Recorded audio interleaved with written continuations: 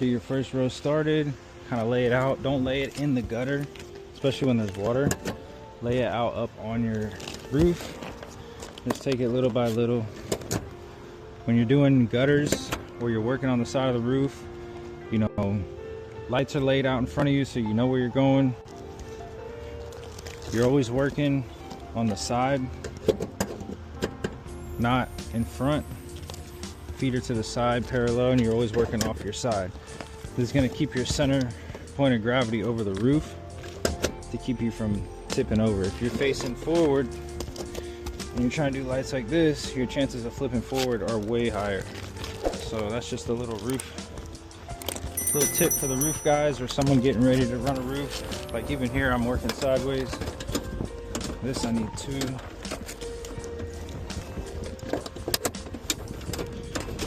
There. That's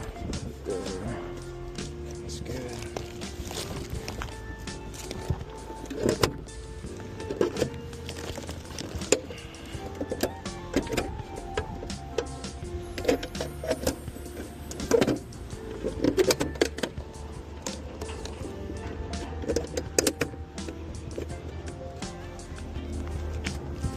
There you go. Finish that up.